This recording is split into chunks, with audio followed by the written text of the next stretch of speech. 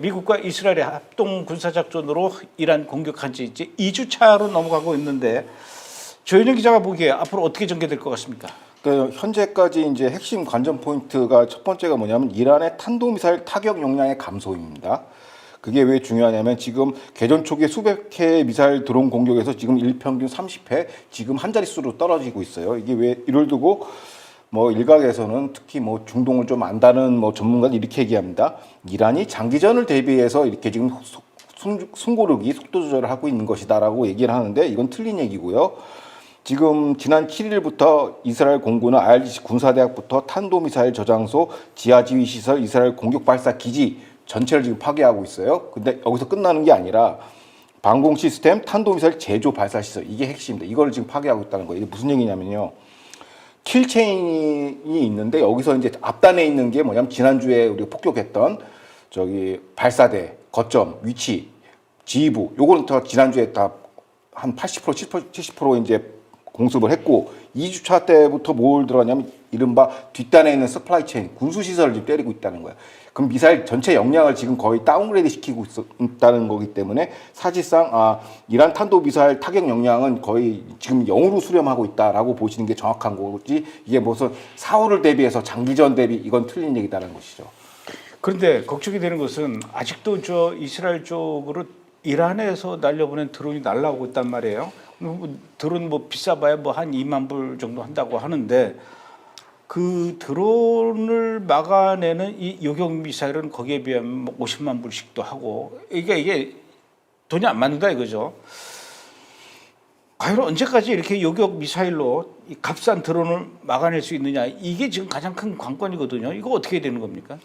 지금 그 말씀하신 게 이제 이란이 추구하는 이제 비대칭 드론 전술이거든요. 그러니까 싸구려 드론으로 막 날려버려가지고 페이트릿 그 미사일을 갖다 소진시킨다. 요격 미사일 제 아이언돔을 이제 소진시킨다 이거인데 지금 현재 샤헤드 드론, 이란산 드론이 3만 달러면은 이제 팩3 미사일은 300만 달러에서 많게는 1,300만 달러까지 되니까 이 소위 해서 비용 대비 교환 비율이 극도로 불균형되는 이른바 드론의 비대칭 전술인데 요게 이제 파해법이 나왔어요.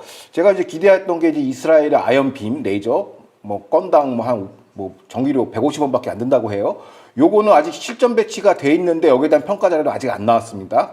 전쟁이 좀 끝나면 좀 나올 것 같고. 근데 그럼 당분간 뭐 할 것이냐라고 했을 때 이제 우크라이나가 이제 도움을 지금 주고 있습니다. 중동 여러 국가들한테. 왜냐면 우크라이나가 개발한 드론 요격 무인기가 있습니다. 인터셉터 UAV인데 이게 왜 중요하냐면 지난 러우 전쟁을 우리가 평가하자면 4년 동안 있었지 않습니까? 핵심이 포병과 드론 전술의 발전이라고 볼 수 있어요. 그러니까 당시에 러시아가 이란산 드론, 샤헤드 드론을 우크라이나에다 막 날려보냈어요. 그 비대칭이란 그 전술 썼는데 이때 팩3를 안 쓰고 뭘 썼냐면은 그 드론을 썼습니다. 드론을. 그 아마 그 사진 같은 거 보시면 아시겠지만 싸구려 드론을 써가지고 그걸 갖다가 파괴를 시켰는데요. 그래서 어떻게 됐냐면 거의 2025년 한 해만 5만 4천 대의 그 샤헤드 드론을 우크라이나 군이 그중 90% 이상을 갖다 요격을 했습니다. 일평균 요격 드론만 샤헤드 64대를 결투한 적이 있고요. 그러니까 이게 뭐냐면 드론 비대칭 전술 먹이사슬을 완전히 뒤바꿔 놓은 거예요. 샤헤드가 3만 달러, 팩3가 300만 달러 이상인데 우크라이나의 그 드론 킬러는 얼마냐? 2,500달러입니다. 그러니까 몇백만 원밖에 안 하는 거예요. 그걸 다 부셔버린 것이죠. 그래서 최근 젤렌스키 대통령이 지난 5월 현지 중동에 이제 AI 기반 메롭스 요격 시스템 전문 인력을 파견했어요. 그래서 이제 현지 걸프 지역에 투입해서 미 국방부와 최소한 한 개의 걸프 국가가 우크라이나산 드론 요격기 구매 협상을 진행 중이라고 얘기하고 있습니다. 사실상 이란의 경제성 기반 비대칭 드론 전술도 신정 체제와 비슷한 종말을 지금 맞이하고 있다. 그래서 사실상 이거 드론도 파해법이 나왔다라는 것이 핵심입니다. 지난 3월 7일 날 이란의 그 페제시키안 대통령이 이란 공격으로 인해서 그 피해를 입은 주변 아랍 국가들, 인접 국가들에게 이란을 대표해서 사과한다 이렇게 발표를 했어요. 그런데 또 이런 발표와는 상관없이 그 뒤에 아부다비라든가 두바이 이런 데도 또 계속해서 지금 미사일이 날아가고 있고 이거는 그만큼 이란의 정치권하고 이 군부하고 서로 지금 의견이 맞지 않고 이 손발이 맞지 않는다 뭐 이렇게 봐도 되는 겁니까? 그러니까 정치 수뇌부하고 IRGC가 본격적으로 들이받고 있는 것이죠. 그러니까 대통령은 이제 재밌습니다. 이 공식 담화를 통해서 임시 지도회가 내린 결정은 인접국을 공격하지 않겠다라고 얘기를 했는데 근데 IRGC는 뭐라고 얘기했냐면 전쟁 중에는 페레스키안 대통령 말을 무시해라. 대놓고 무시를 해버렸어요. IRGC가. 이게 이런 콩가루 집안이 없는데 정치 세력과 군부 세력 사이 균열이 시작됐다는 신호로 읽혀지고 있고요. 이걸 조금 이해할 필요가 있는데 이란의 그 권력 서열을 좀 이해할 필요가 있는데요. 기존 권력 서열이 어떻게 보면은 기존에 이제 지난 12월 전쟁 이전에는 어땠냐면 신정 체제가 제일 탑에 있어요.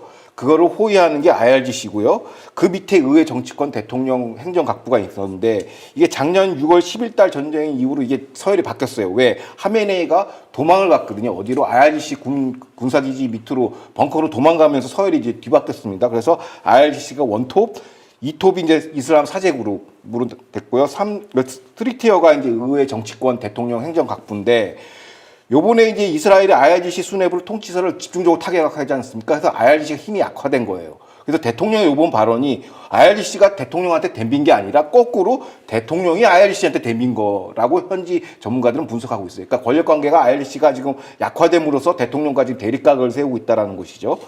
그래서 어떻게 보면은 현재 상황에서는 이제 IRGC랑 정치권 분열이 이제 고무적이긴 하죠. 근데 IRGC 내부에서도 사병과 초급 장교 간의 그 분열이 있다고 합니다. 그래서 하메네이가 공습 당시에 사살됐다는 그 소식이 전해지자 IRGC 초급 장교들이 지휘소 이탈을 하고요. 사병들은 이제 탈영을 하겠다고 합니다. 그래서 IRGC 내부 상하 관계에서도 좀 분열이 포착되고 있고 이런 이유가 이제 IDF가 본격적으로 이제 IRGC 통치기구를 이제 파괴하기 시작하면서 이제 IRGC 힘이 좀 빠지고 있다라는 것인데요.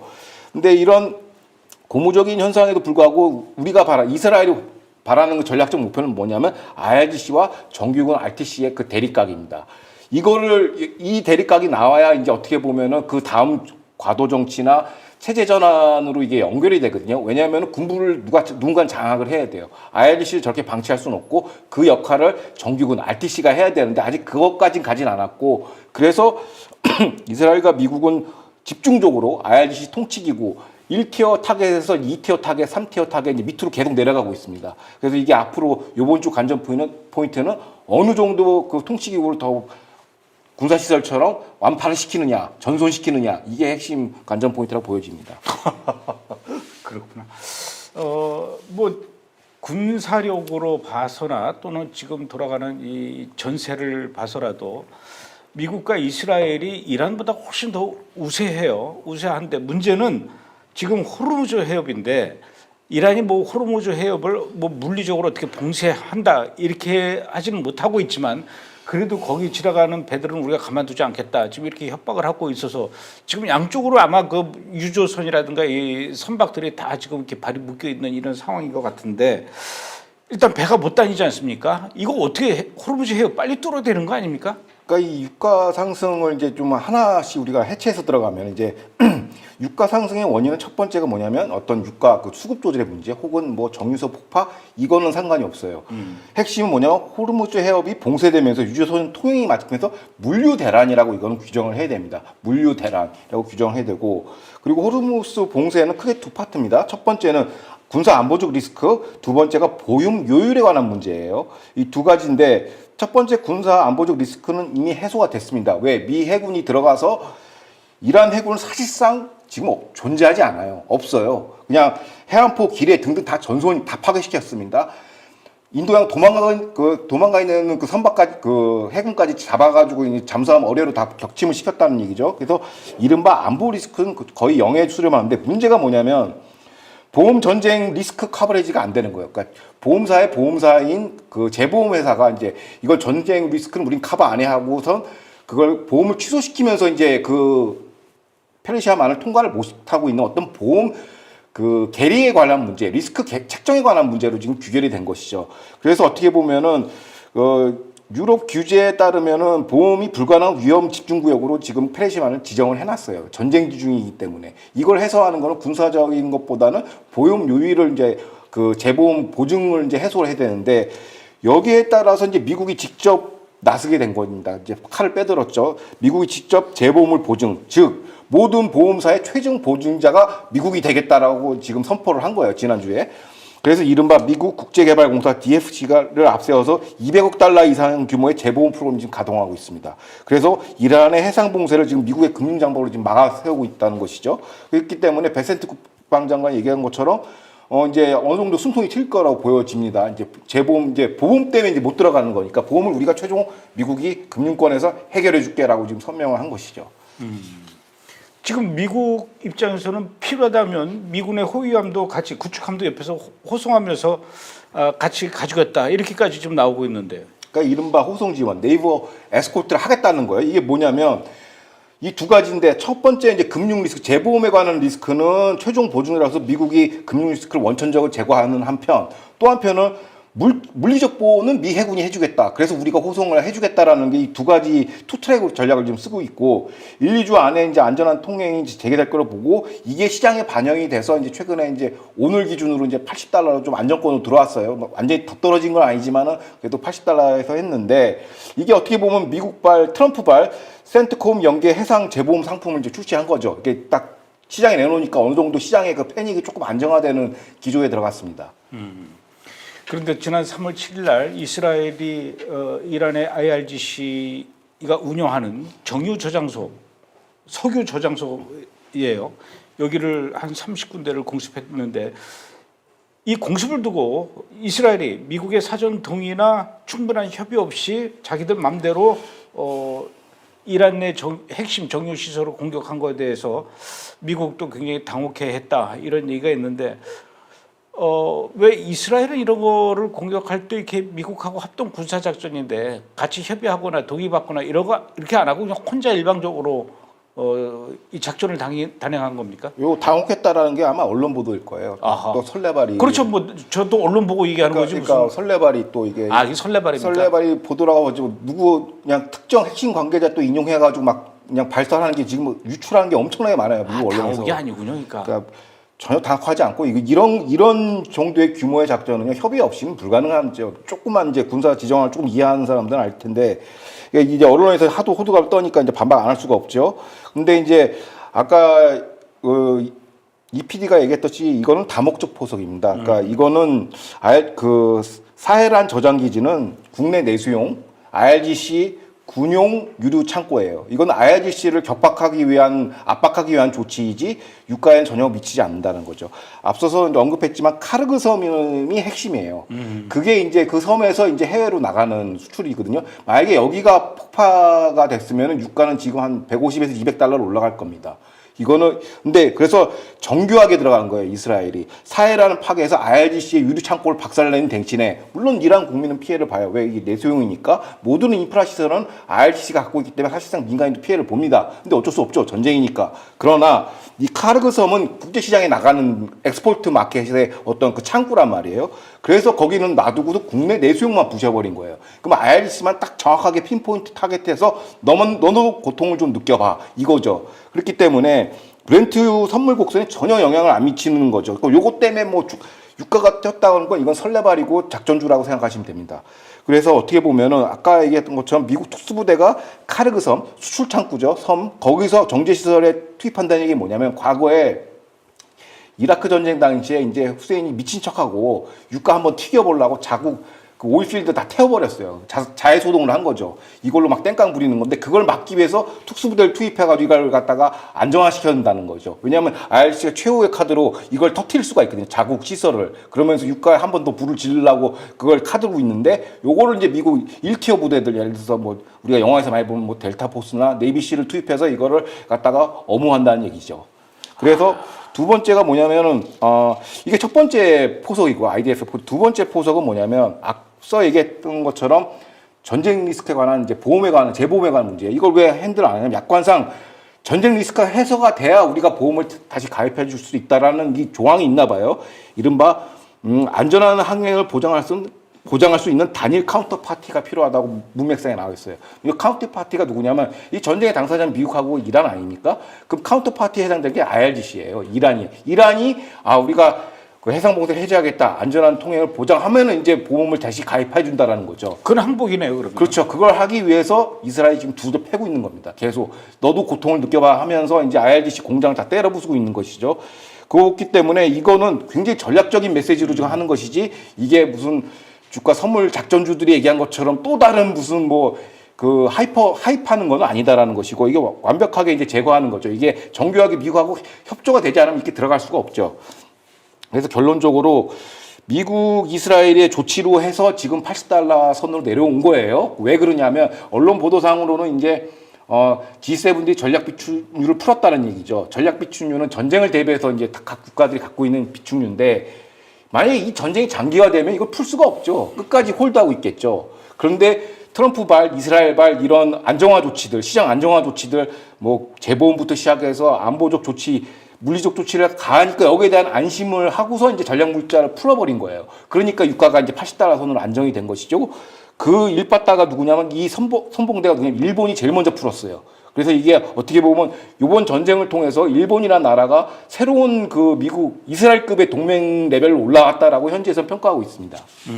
자, 우리나라 유튜브에 나온 어떤 그 중동 전문가라는 분들도 그렇고 또 지금 미국에서도 그런 얘기가 계속 나오고 있대요. 미국의 도널드 트럼프 대통령이 이번에 이란을 공습한 게 이스라엘의 베냐민 네탄야후 총리한테 가스라이팅을 당한 것이다. 이렇게 얘기를 했다고 그래요. 가스라이팅 맞습니까? 예. 이게 이런 이제 워낙 이게 반유대 반이스라엘이 그냥 기본 이제 작법으로 자리 잡아가지고 이거 좀 조만간에 어쩌면 해소가 될까라고 생각했는데 아직도 여전히 이 주장을 하시는 분이 너무 많아서 이걸 다시 다루기 했는데 이번 작전의 핵심 목표는 이란이 탄도미사일 역량이 더 강력해지기 전에 이미 제압해야 된다는 판단이 섰기 때문에 공격을 한 거예요. 그러니까 이게 단순히 동맹국 미사일 보호 차원의 문제가 아니라 미국의 세계 전략 차원에서 이루어진 거라는 것이죠. 특히 일각에서는 핵과 탄도미사일을 분리해서 얘기하는데 사실상 한 몸입니다. 그러니까 탄도미사일은 핵 프로그램의 전체 전략적 가치를 부여하는 거예요. 그러니까 탄도미사일은 투발수단이죠. 이 투발수단 없이는 핵은 의미가 별로 없어요. 근데 투발수단이 결합됐기 때문에 탄도미사일이 굉장히 위험한 거죠. 근데 그럼 누가 이 이란의 탄도미사일 프로그램을 지원했느냐? 이게 바로 중국입니다. 그러니까 특히 미사일 연료에 들어간 화학 첨가제를 중국이 대고 있어요. 그러니까 이란의 그 탄도미사일 같은 경우는 일반 제트퓨얼이나 일반 연료를 쓰면 안 되고 이건 고온이나 저온에서 견뎌야 되기 때문에 특수한 화학 첨가제를 들어갑니다. 이 첨가제는 전략 물자로 분류돼 있어서 제재 대상이에요. 근데 이걸 누가 공급했냐?